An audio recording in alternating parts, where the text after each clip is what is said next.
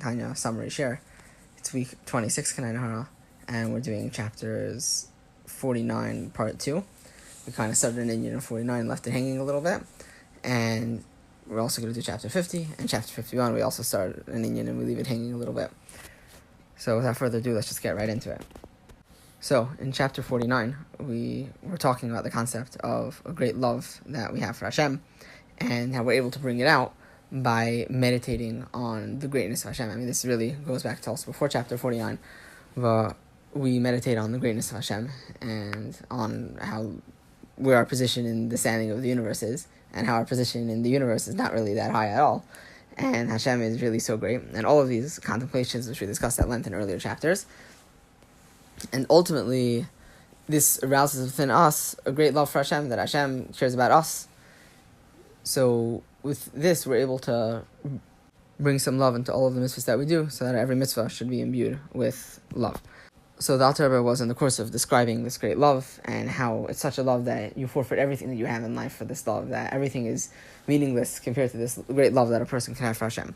So the Alter Rebbe says, along this theme, a person might ask, how is it possible to achieve such a great love? And here's where the week's Tanya starts. The Alter Rebbe says, this is why the Chachamim instituted 2 brachas before Brachas Kriyas Shema. It happens to be the Shkach Pratis. Someone asked me this question last week, why do we have these brachas before Kriyas Shema? Seemingly it's a little bit random. Maybe Ahavas Elam, but why the bracha of Yitzhak, where we talk about the planets and we talk about Malachim, and it's seemingly a very random hodgepodge of information that we're just sticking into bracha, and why over there? Why is it so connected to Kriyas Shema? So the Alter Rebbe explains that the reason why is it's to get us excited.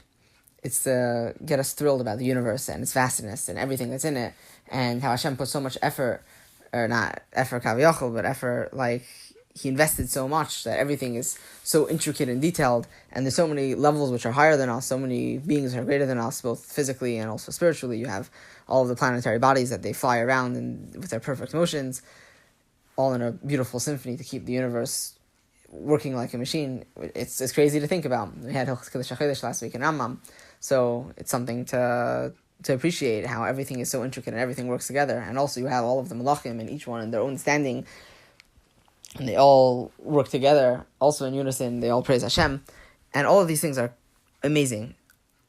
And this gets us excited about Hashem, the greatness of Hashem. But then after that, we have the bracha of Ahavas Elam, that we say that Hashem puts all of that aside. Ahavas Elam Av Tanu, that Hashem loves us more than everything else in the universe. And He invested in us particularly, and He gave us the Torah, and He gave us mitzvahs. And with that we're able to appreciate the greatness of Hashem and everything He invested in the universe, and how many greater things there are than us, and that Hashem still cares about us. With this, we're able to appreciate Hashem, and we're able to come to such a great love of Hashem. The Alter Rebbe says, when we say Uvanu V'charta, that Hashem chose us, it doesn't just mean our neshamas. It's not really a choice in choosing neshamas. They're a portion of Hashem. Hashem chose our physical, corporeal bodies, which are just like any other body of a guy, or you also have animal bodies out there, but it's all corporeality. Hashem just chose us particularly, us uniquely. So the Alter Rebbe says that ultimately this brings us to the great love that we express in Kriyas Shema, and then after we express 2 kinds of love, the love of Shema Yisrael, that we're reaching out to Hashem, we're yearning, and then the love of V'ahavta, that we're expressing that our love for Hashem is greater than everything else that we have. So then how do we actually do something with that love? What do we pour it into? So the Alter Rebbe says we pour it into what it says after, that we're able to learn Torah and do mitzvahs, but primarily learn Torah. That's what Kriyas Shema is focusing on. The Alter Rebbe says this is because real unification happens on an intellectual level, and when we learn Torah, that's the ultimate way of being able to connect to Hashem. But the Alter Rebbe says it's not enough to just have the contemplations. We also need to actually do physical action along with the thinking, and that's the mitzvah of Talmud Torah, that it requires speech. And when we speak, we elevate everything in the universe that brought us to that place, the food that we ate, the water that we drank, whatever animals might have been involved, whether it's in shoes or a horse that brought you to wherever it is, to the base medrash. Everything that goes into the Torah that we learn gets elevated by virtue of the fact that we learn Torah and we speak words of Torah, that we're investing physicality into connecting with Hashem, that elevates the entire universe. We'll get more back to this in Hashem in the beginning of chapter 51 to explain why the Alter Rebbe is placing emphasis on this. But anyhow, that concludes chapter 49. And then in chapter 50, the Alter Rebbe says, I'm going to tell you a side note, a tangent, that really there's a love which is greater than this love. And this is a love which comes from a contemplation of Hashem. Not just the contemplation of Hashem that He loves us and we love Him, just the contemplation of Hashem when you appreciate not just the magnitude, you appreciate what Hashem is. The Alter Rebbe says naturally this causes a person to just yearn for Hashem. And the Alter Rebbe says this is something that I can't actually explain to you in writing, because each person has, however it is that they're able to grasp it, is how they grasp it. But there's no one set way, there's no general guideline. This is just, if a person comes to appreciate it, they come to appreciate it. The Alter Rebbe gives a bunch of comparisons, like the advantage of gold over silver, the avodah of the Levim over Kohanim, but this is a summary shiur, so I'm not going to get too caught up in the details. But the Alter Rebbe says that this love is not even a stable love. It's not a stable love. I would venture to say, personally, cutting in over here, that the Alter Rebbe had such a love. It's just what seems to be mashma from everything that's described about the Alter Rebbe's way of avodas Hashem and his just utter yearning for Hashem. He says this love is, in a certain sense, is unhinged.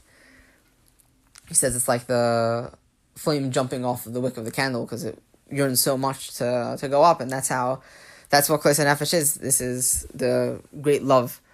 So the Alter Rebbe says, the other love that we said before, everything kind of like makes sense. Why are you bringing this love? You're bringing this love so that ultimately you could elevate the universe, because you use this love and you imbue your Torah and your mitzvahs with this love. And as we explained in earlier chapters, well, going back to the mid-30s, that mitzvahs require love in order to elevate the universe. So we have this love, and the point of this love is that we can then imbue our mitzvahs with this love, and ultimately we're elevating the universe, we're making it tachtenim, and that's all good and that all makes sense. The Alter Rebbe says, this love, what are you supposed to do with this love? It's a love that makes you go out of your mind, that from Kalim, you would say. So what are you supposed to do with this love? So the Alter Rebbe says, this is advice that it says in Sefer Yetzirah, that if your heart runs, return to one. What does that mean, says the Alter Rebbe? It means if you have this great love, that your heart is jumping out, that it just wants to be connected to Hashem, what a person needs to do is to appreciate that ultimately we're down here to make a Torah b'tachtenim, even though, yes, Taka, the neshama wants to go out of the body. Even though, yes, Taka, that Hashem is so great, and really it would be fantastic if we didn't have this universe that conceals over Him.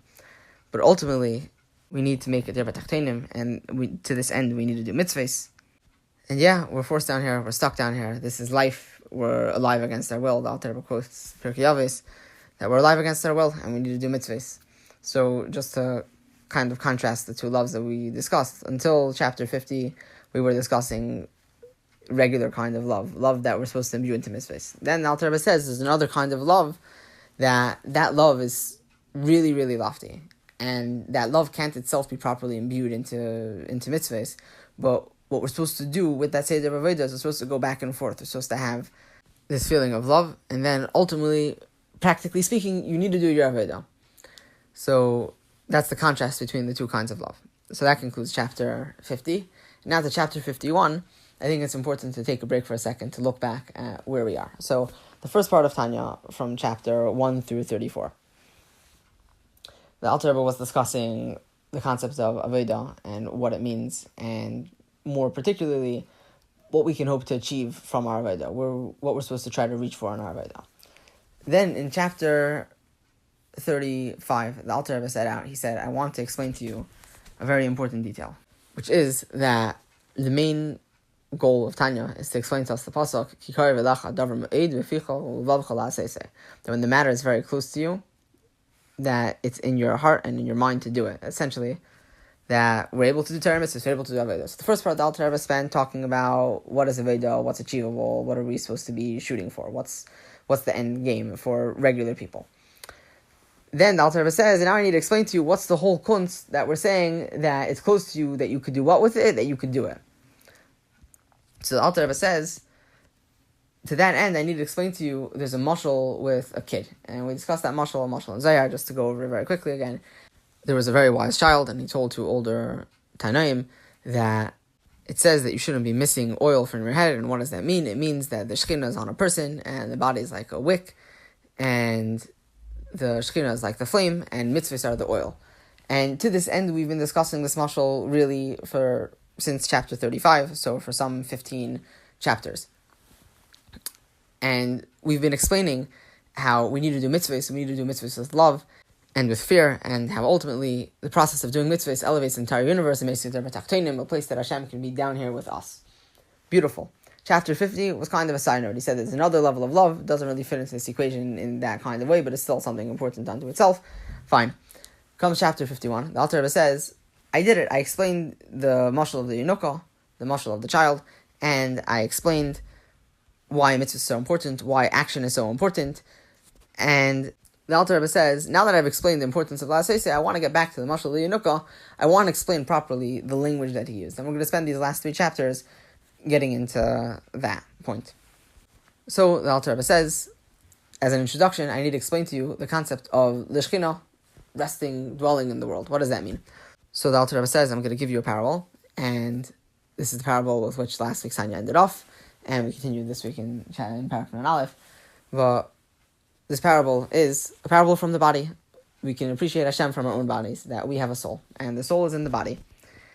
And every body part has its own job, its own particular skill, what it's made for, what it's designed for. The eye is able to see, and the ear is able to hear, and the feet walk.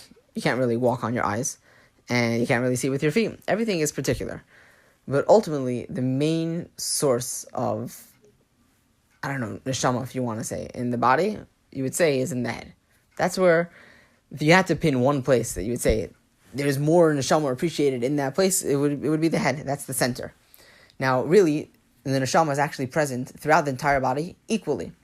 The entire body listens to the soul equally. Even though you can't think with your thinking is for the head, and expressing personality is something that takes place mainly in your head, at least expressing in a personal way. Maybe you would say something, but even what you say is something that you think up in your head. It's just that the head is the place, it's the command center that the entire body is able to appreciate the soul from the head. That's the parable. And with that, we conclude this week's Tanya. Next week, we're going to explain what the parable is coming to tell us about the Shekhinah and how it rests in the world. Try to use your imagination, maybe take a guess. And looking forward, Hashem.